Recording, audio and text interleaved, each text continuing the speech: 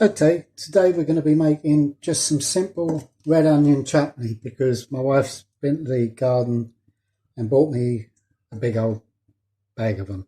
So, it's that time of year, things are happening in the garden, so we need to make the best use of them. So the red onions we're going to make into a chutney that's going to be good to go with pork pie. I like to make a haggis ring with it. You can put it in sausage rolls. It's just really great with cheese, all sorts of things. So we're putting in about half a cup of light oil. Use whatever oil you want. I'm using a vegetable oil this time because I don't want anything to affect the flavour. So that's a neutral oil. So I've got about 1.5 kilos of sliced red onions, fresh from the garden. And we're just going to cook these down for a while until they're nicely fried. That's going to take a good 5-10 minutes or so. While they're beginning to cook out, just to bring out the natural sugars, we're going to add around about a teaspoon or so of sea salt. This will encourage the natural sugars to come out of the onion and start caramelising. Whilst that's cooking, I'm going to have a quick word about the spices we're going to use. I've got a small piece of cinnamon bark. I've got some coriander seeds. I've got 1 black cardamon, 3 green cardamoms, 1 bird's eye chilli, optional, a small amount of mace, that's probably 1 piece of mace, about 3 star anise, about a teaspoon of chopped ginger, 2 in number cloves, a teaspoon of mustard seed, did I say a bay leaf? I don't know, 1 bay leaf, and a teaspoon of black peppercorns. Now all of those are going to be put into this little baggie, tied up, and we'll cook it in there, and then that will allow us to get the flavour through it without having to stand there at the end trying to find the little blighters. So let's continue cooking. That's cooked out quite a lot now. So we're going to add how much sugar and vinegar, depends on how saucy you want it, whether you want it to be sort of mainly solids or whether you want a nice bit of spreadable juice, if you like, or sauce.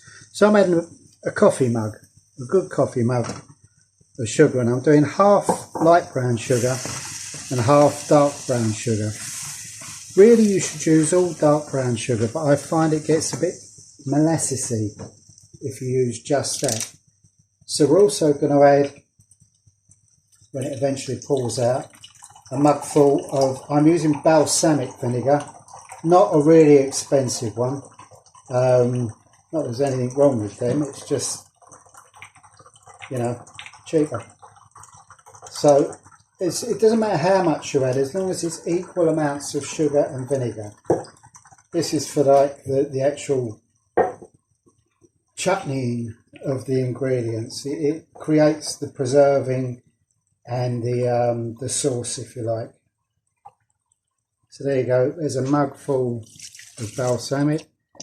That's a little bit for luck. Put in our spicy bag, make sure it goes down. Mix it up. Now we want to cook this gently, gently, gently until it becomes all sort of gooed up and, well, chutneyfied really. So that could take, depending on your stove, anywhere between an hour to 2 hours, maybe even 3, depending on how fast you're cooking it. Don't try and cook it really quickly because the spices won't infuse that way. So I've turned mine right down to to minimum, although it is a big ring, so that's not quite as low as it could be. But there you go, and we'll cook that out, come back and have a look at that in say an hour's time. There you go, it's been an hour and a half. Now, I'm going to stop it now because I still want a bit of juice. I like my chutney to run a little bit. Not too much, but a little. You can reduce it more and have it thicker. Bear in mind, though, as you reduce it, you're intensifying the flavour. This is just about there. I had to add a little tiny bit of salt. Let me just show you how rich in colour that is. You can see that. It's a beautiful, and as that cools down, it will go slightly redder. So all we're going to do now is I'm going to pop it in some jars, let it cool down, and then throw it in the fridge. You can put it in a bucket if you like, as long as it's got a sealed lid. It's ready to eat straight away. However, if you leave it for about 3 months, each month it gets better and better. If you're like me, I'm probably going to eat some of this with cheese tonight. But, you know, it is good if you let it go. So I'm just going to throw it in. I've got these wee kilner jars. I'm going to throw it in now and then store it. Once it's in, I'll take a little photograph of the cover and that's it. Okay, so look, mystery solved. There's nothing hard about making chutney. Equal amounts of sugar and vinegar. Season it with whatever. I've seen people use just curry powder in it, to be honest. Not my cup of tea, but it does work. And, you know, the world's your oyster. If you want to do it with, I've done it with red onions. You want to do it with apples or peaches or, you know, whatever you like. Just play with it. Have fun. Give it a try.